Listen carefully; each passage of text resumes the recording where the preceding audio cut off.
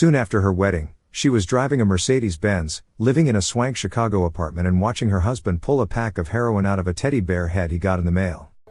The former prostitute told investigators her husband and his twin brother hauled garbage bags full of cash into their home, $3 million on one night alone, and laundered their money in an Atlanta nightclub and other businesses. But when things went bad, the woman decided to cooperate with investigators in exchange for her kids' protection. The story of Jessica Lacey Voker, and those of 25 other unidentified federal informants, made up the bulk of a 185-page federal complaint unsealed in Chicago in 2004, when 47 members of the Black Disciples were charged with drug conspiracy. After a 6-year investigation, the FBI called one of the biggest gang busts of the decade.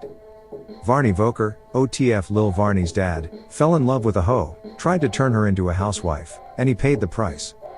Thanks for watching the Cartoon News Network's feature presentation, where we reveal that Varney Voker's ex-wife was a federal informant, discuss another high-profile man that she snitched on, and analyze what all of this means for Lil Durk and the future of OTF.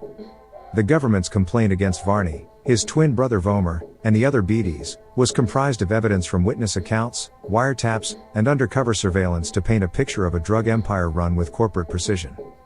Federal prosecutors say the gang effectively commandeered the Randolph Towers public housing complex, also known as the Calumet Building, on the South Side in 1991 and had maintained its grip until the towers were demolished, making it the nucleus of a drug ring that took in as much as $300,000 a day.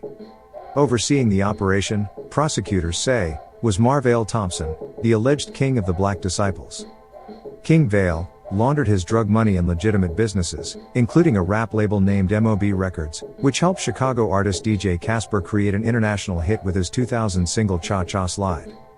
The government claims King Vale divided drug dealing zones among about 10 Black Disciples board members, who collected street tax from lower-ranking members selling crack and heroin.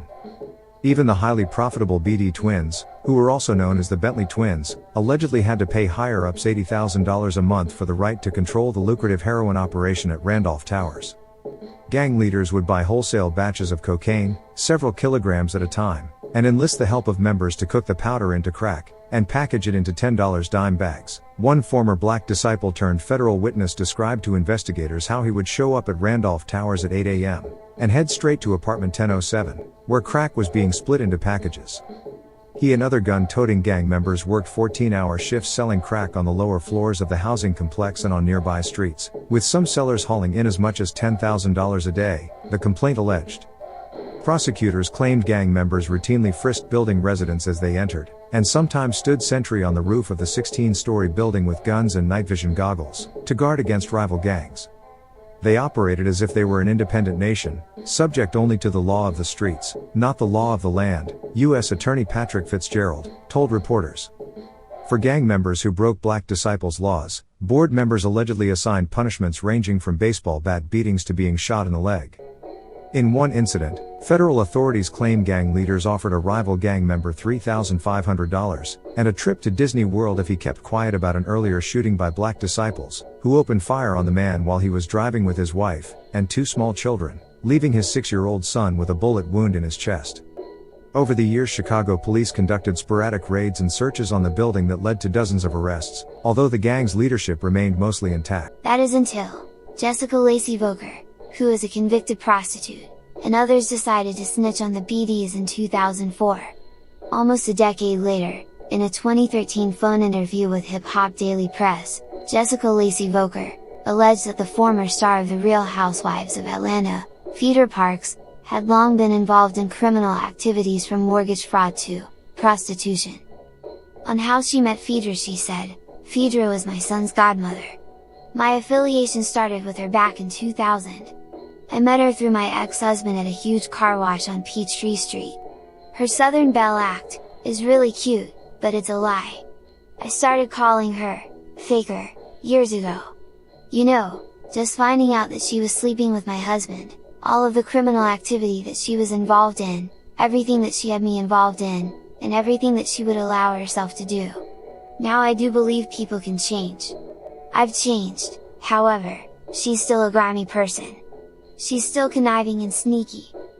She has her hands in things that people wouldn't believe that she's a part of.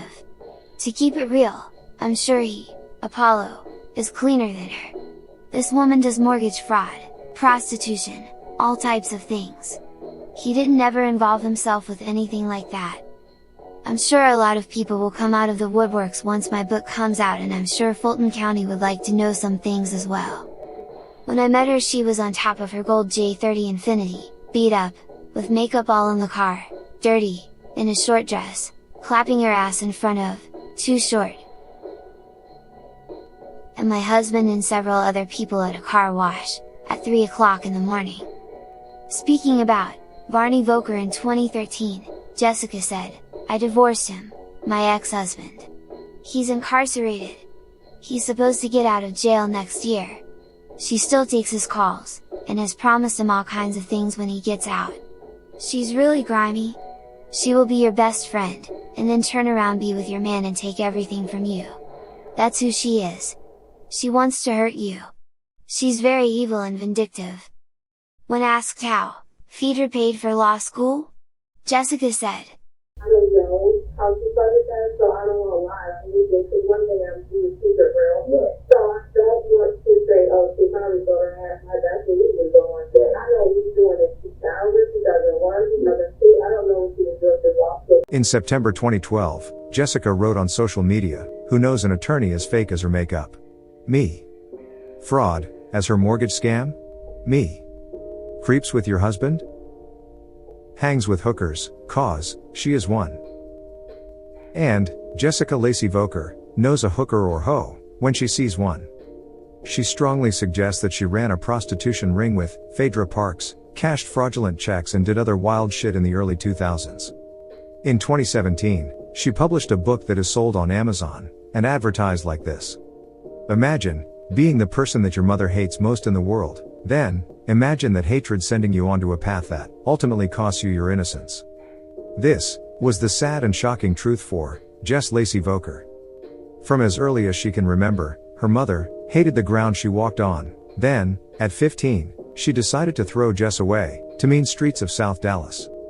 From there, Lacey, a top-notch hoe, was born. Now, follow Jess Lacey as she tells her story of how she endured the hoe game and found her glory in Welcome to the Game, and then she changed it. Back in 2013, Angela Stanton wrote a book called Lies of a Real Housewife, in which she also claimed to reveal the secrets of Real Housewives of Atlanta cast member Phaedra Parks and her ex-husband, Apollo Nita.